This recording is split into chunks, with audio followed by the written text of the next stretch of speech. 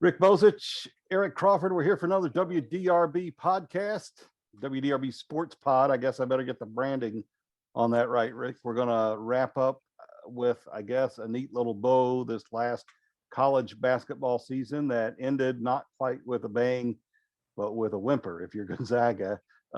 Great semifinal win followed by what I call the Super Bowl of NCAA tournament championship games. Kind of anticlimactic, but a great performance by Baylor. Yeah, I think for us, it was kind of the final anticlimactic note on an anticlimactic season with neither of us going to very many games, none of the local teams making the NCAA tournament for the first time in either one of us professional careers.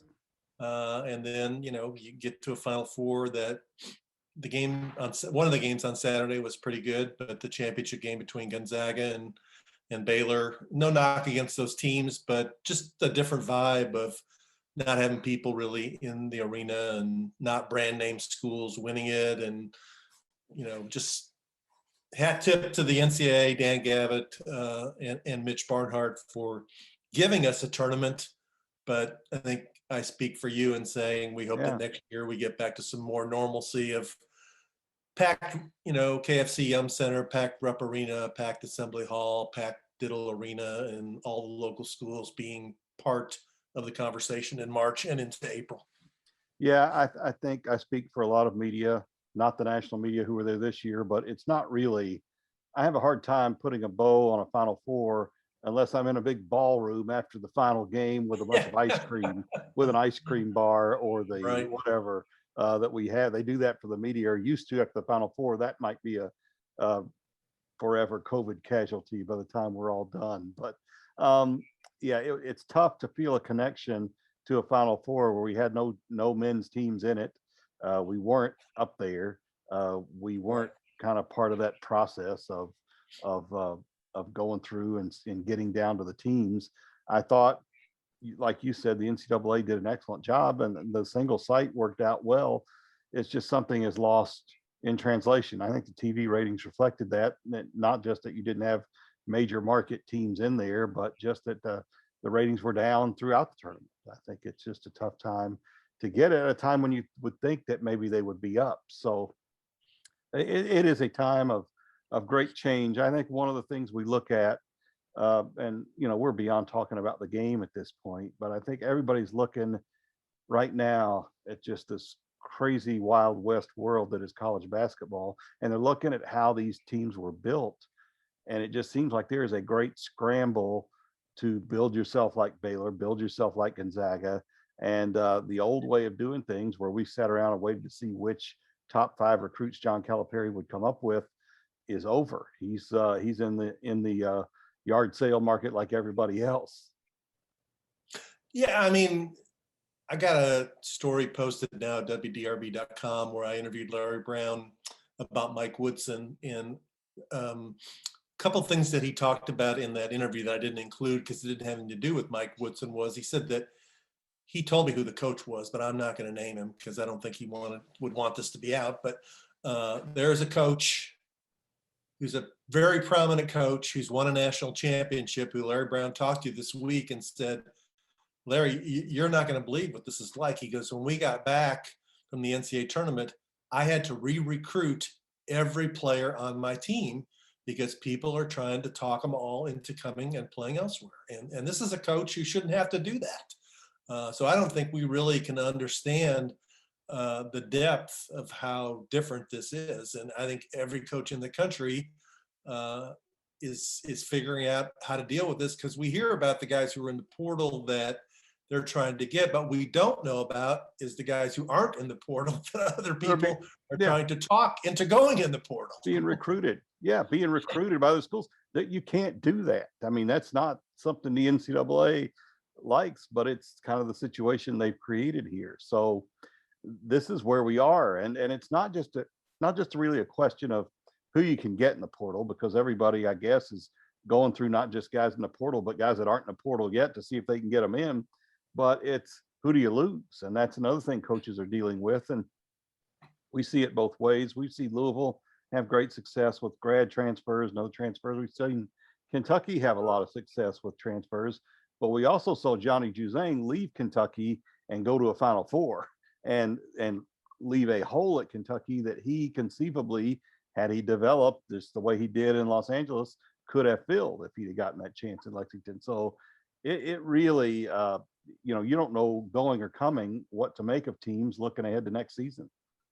Yeah, I mean, and I understand the reasoning behind this, that the players have earned or have argued for more power, and they see coaches leave and they can coach immediately and they think it's not right. But as we talked about, I think yesterday, I think you should have to stay 2 years before you can leave with no sitting out. I think, that, and I know that I'm old school because I remember the days when Lou Alcindor and Pete Maravich and all those guys came to college and they didn't even play their first year. They sat out.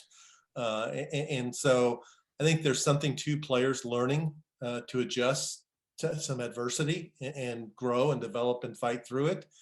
And the other thing that I think is unfortunate about this is that I think we're going to end up seeing some stuff like we've seen in the NBA of players getting together and say, why don't we all go to this one place and form a super team? Yeah. And for every place that's going to benefit, there are going to be other schools that are going to, suffer because of this. And I don't know. I just don't think it's good. It's not good for the product, in my opinion. And it's not, I'm not really sure it's good for the players. Every time something comes up that you don't like, you leave. If your coach leaves, takes another job, that's one thing. You should be able to go. But if you committed to a place, I don't think you should be able to leave after the first year without having to sit out somewhere else. And I suspect my opinion's in the minority because it's all about players' rights these days, but that's the way I see it. Well, I can see something. I can see some modification coming. Either you wait 2 years, or, and the way it's supposed to be, is you get one chance. And if you blow that after your freshman year and then want to leave again, you can't. So well, I think if you leave after the second time, you do have to sit out a year. Yeah, you have to sit out. That's the way it is. So I don't know. I mean, I think we're seeing a lot of guys transfer right now. I don't know if that means next year, if this is just a one-time deal and next year it's fewer and the next year it's fewer and it goes like that. But I don't know. That doesn't seem to me to be the way human nature works. Human nature, there's always somewhere better if it's not exactly the way you want it at a certain spot. So something's going to be done. I don't know if it gets done after this year, although I think coaches, if they had their way, it would, because it's hard to figure out who you've got coming. But I don't know. I don't know that we see any big change in the rule this year. The thing that nobody's talking about, and maybe they will come the beginning of next season, are the number of guys who go into the portal and stay in the portal and don't find anywhere. They just either get recruited over or lost in the shuffle, and they've essentially forfeited a college scholarship because they thought they could get somewhere else, and nobody else takes them. And that's going to happen to a significant number of players if there's 1,400 or more in the portal right now. Yeah, I mean, it's a game of musical chairs, and when the music finally stops in the fall and school starts, there's not going to be a chair for some of these guys, and that won't be as publicized as much as the guys who move forward and get better opportunities at bigger and more prestigious programs. The part of it also I don't understand at this point is like, when is the deadline? Because it's like, if this is going to be free agency all the way through the summer, you're going to have guys sit back and say, well, wow, they just got this guy from this school and this guy from this school, and all they need is one more guy at my position at this school, and I'm going to go there. And I don't know.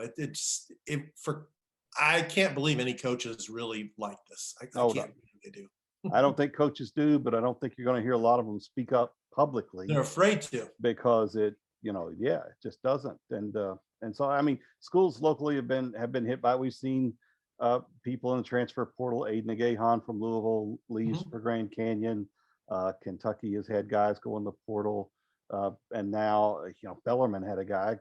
Pedro Bradshaw, their leading scorer, says he's going into the NBA draft. I love Pedro Bradshaw. He's a great player. He's not going to get drafted in the NBA and probably not going to have a ton of offers elsewhere in Europe. So I hope he keeps that option open. But it even touches, we have it both ways. We have high major schools with Louisville and Kentucky. You have Bellarmine that is at risk of losing players to those high major programs if he's good enough. So it touches all levels of basketball, and we'll just have to see how permanent this is, and what the permanent rule winds up to be. But it certainly is changing the face of recruiting, and it's taken a lot of the spotlight off the best high school players. But whether that has any impact on how some of these top schools recruit, I don't know. A couple of other things to kind of put a bow on from this season. We can go in any order you want. Uh, the big thing we want to know right now, most people, is Kentucky, Indiana, Louisville, are they back in the tournament next year? Yeah, I've seen a couple of the preseason things for next year. I think they're all in the top 35. I mean, Louisville, when you look at their lineup and who is likely to be back, I think they should be okay. But we don't know about David Johnson at this point. And we don't know about Carlik Jones either. So those are a couple pretty substantial wild cards. Kentucky, I steadfastly believe that John Calipari, there's no way he'll allow Kentucky to miss the tournament 2 years in a row. That he's already been aggressive in getting, I think his name is Grady from Davidson, the 2,000-point scorer. And Kentucky's in on some of the top transfers. And Indiana's a little bit more of a wild card, but the return of Trace Jackson Davis in a Big Ten that's going to lose a lot of good players is probably a pretty encouraging sign for them. And Western, I think, would be in a more difficult situation because isn't Charles Bassey leaving? Yes. So he's declared for the draft. Right. And being in a one bid league, that's always going to be a tougher deal for them. Yeah. Louisville's interesting. Louisville's one of the schools that I would hope. I mean, I look at their young players, and all I can think is just hang on to those guys if you can. Hang on to Sam Williamson. Hang on to Jalen Withers. Those guys had really good seasons. They didn't get to the tournament, but in another year or two, they're the core of that Baylor type of lineup that you want. Guys who could be tough, who could get the job done, and what kind of pieces do you put around them? Kentucky, is a mix. It's going to be fascinating to watch what John Calipari does and how he goes about this.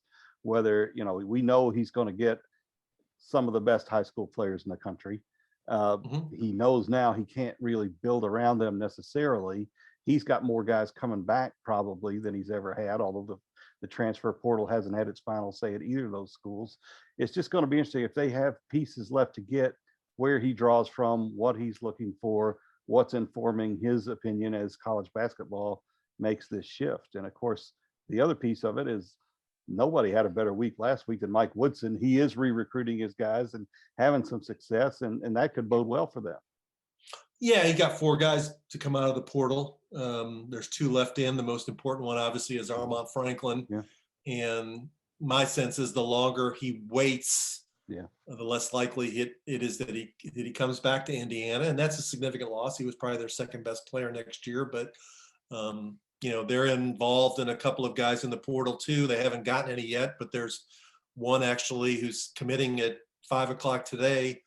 Xavier Johnson from Pittsburgh, and Indiana's in the top 4, and some people think that he's going to pick Indiana. So, all 3 of those teams, I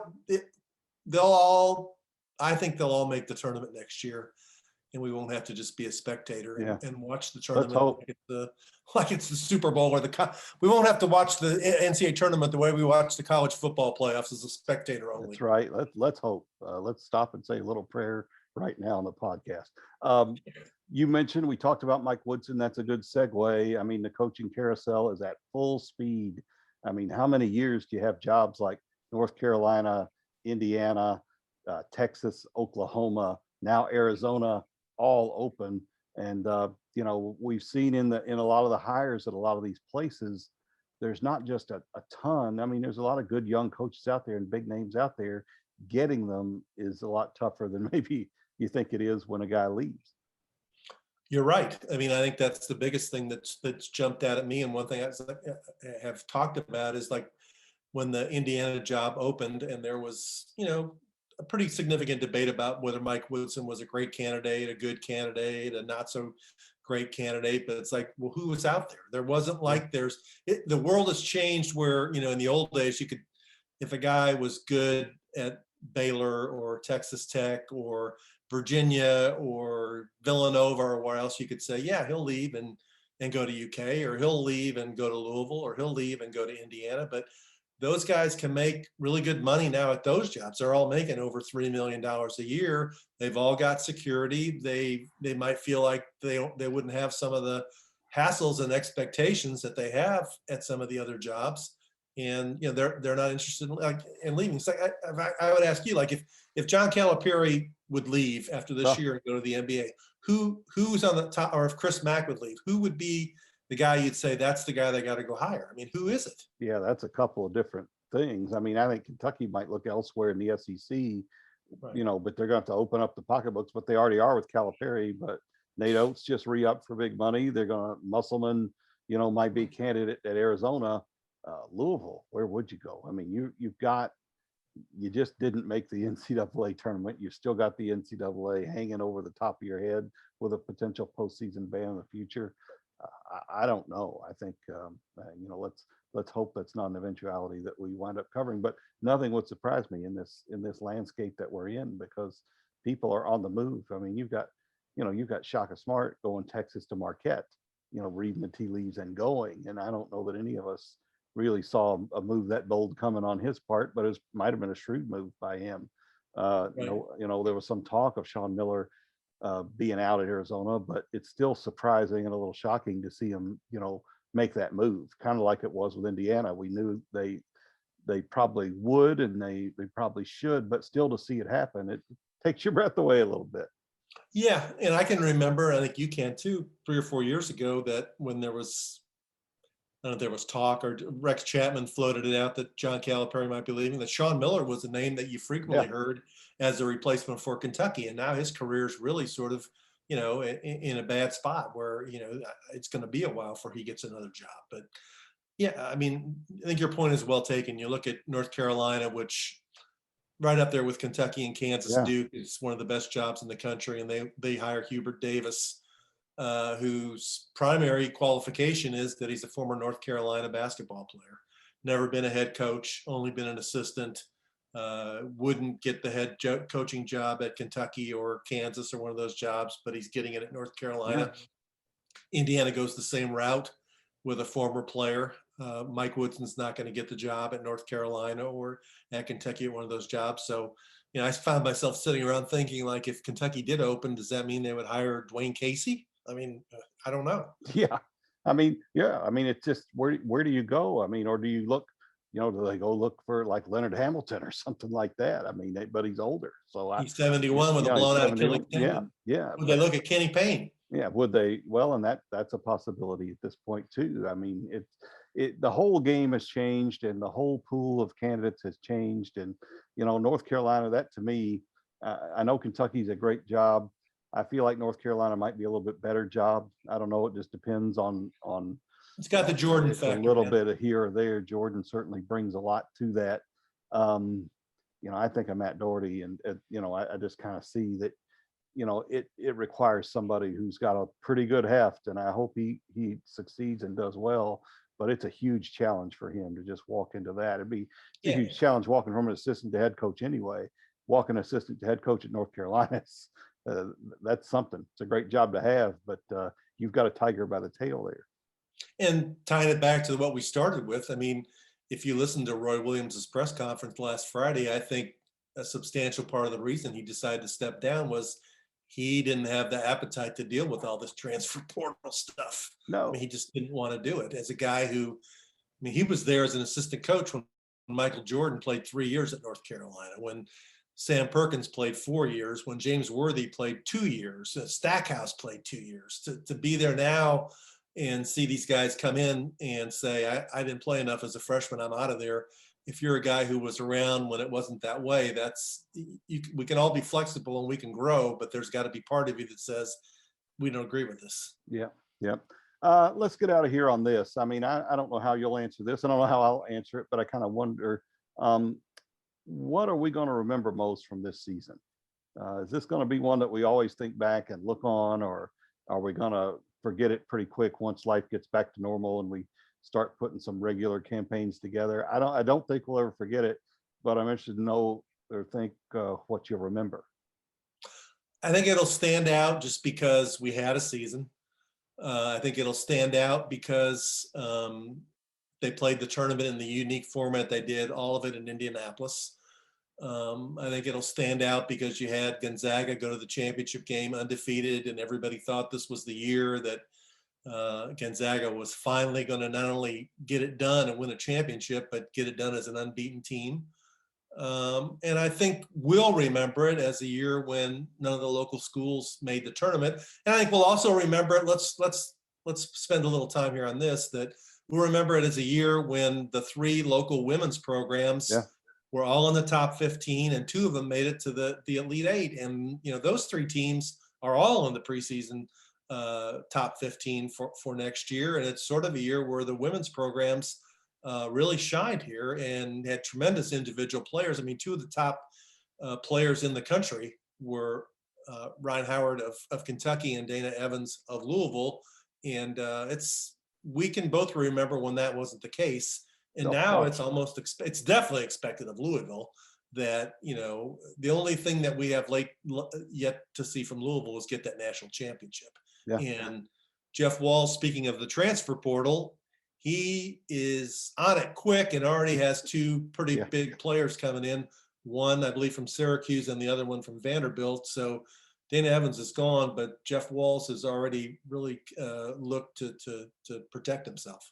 Well, he knows what he needs. He needs rebounding, and he went out and addressed that with a transfer from Pittsburgh, who comes in 6'1", double-digit rebounder, and immediately he has addressed that issue right after the tournament. He knew that was going to be something. But I think you talk about Louisville and Indiana. I mean, the 2 teams that beat them played for the national championship. So, you know, you look at them, they both get to the Elite 8. They get beat by teams.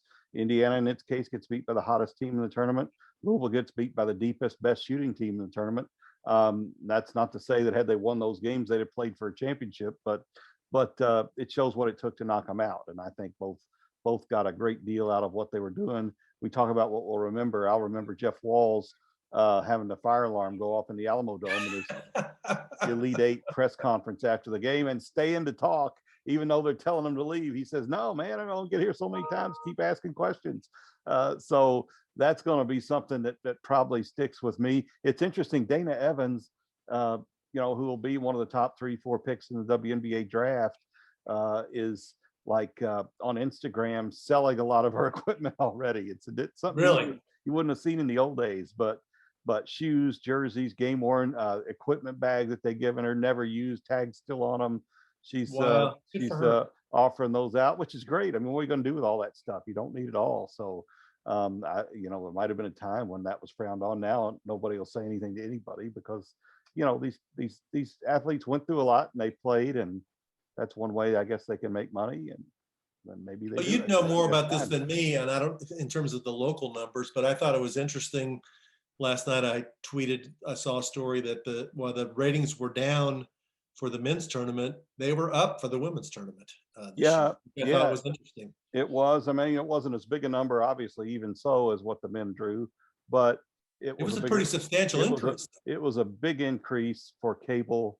You know, it's an ESPN event and not on broadcast television. Louisville's regional final in the Elite 8 against Stanford drew more viewers in the city than any of the men's regional finals, whether they were on TBS or CBS, and that in itself is saying something. I mean, this is a program that 30 years ago was playing in high school gyms, and you know, now they're at the highest level of women's basketball. So there is a following, and I think all these things we're talking about, the transience of the players in the men's game, and not that the women aren't utilizing the transfer portal, because they are too, but more often than not, you've got a core of players and you can follow them for multiple years at your school.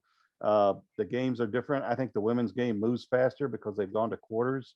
You eliminate a lot of free throw shooting because it goes back to 0 at the start of the quarter. I think a lot of those things are kind of helping the women's game, and it's gaining a little ground. Don't know if it'll ever be as big from a viewership standpoint as what we see with the men, but it is definitely making gains. And of course, here in Louisville, they would have drawn 10,000 a game this year had they been able to have fans, and that's a huge thing when the men are down to around 16,000. So there is a gap there that's closing up, and we've seen it in other sports, and maybe we'll keep seeing it in basketball.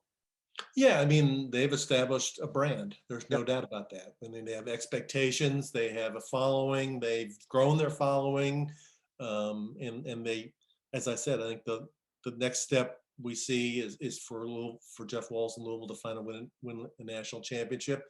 Kentucky, it's very encouraging news that they have a new direction with the new coach. But Howard coming back for her last year is big. And Indiana's going to have all 5 starters back. And I know that the Indianapolis Star did a story saying in Indiana, it's got a little bit more relaxed guidelines, but there were like watch parties in Bloomington to watch the women in the Sweet 16 and the Elite 8, and people were getting into it. And I think, they didn't have crowds at all this year except for family members. But if they come back with all 5 starters next year, I think you'll see record crowds up there for women's basketball. So it's taken a long time, and it's taken a changing really of the culture of the viewing audience. But I think people are definitely embracing it more, and for the reasons that you mentioned, it's a quicker paced games, and I think in some ways it's a more fundamentally sound game. You see better passing, cutting, emphasis on taking good shots. It's played below the rim more, but I think people have embraced it. Well, and there's a lot of shot making, and there's so much and so physical defense in the men's game that there's not as much above the rim as there used to be. You go back and watch that Louisville Houston game from '83 or whatever, and every rebound is grabbed above the rim. There's nothing, it's not falling. Those guys are getting up, and it's like they're walking on air sometimes. So it's a good development for the women's game. And look, they've built it. Louisville's built what they've done. They're fan friendly. The players, they sign autographs after every single game. They're out there, they're working, it's family night, it's cheaper. They have family promotions. It's what Scott Davenport is doing with Bellarmine when they couldn't do any of that this year because of COVID, but that's what they do. They're fan friendly, they're accessible. They're in the media. They want the media. They use it as a tool. They're media friendly too. They use it though as a tool for people to know their players. It's not just they know that there's a use that maybe the big time men's programs in a lot of sports don't feel. So it's a formula that's worked for them, and God bless them. We'll see if it keeps working. We hope we keep working. We're going to keep doing it all. You can catch us WDRB News in the evenings, our sports page segments. We're doing this podcast occasionally too when they need us to do that. Writing our stories at WDRB.com. Catch us on social media. He's at Twitter at Rick Bozich. I'm on Twitter at Eric Crawford. And we just keep coming at you. We're going to shift right into Derby here pretty soon, but we won't do that too fast because that has to be kind of a gradual transition. Unlike to baseball, which you've already made. You had that made. That's not a problem shifting the gear into baseball for you. Game 7, first pitch coming up in 20 minutes from Seattle, buddy. There you go. Thanks everybody for joining us on this WDRB Sports Pod. We'll catch you again next week.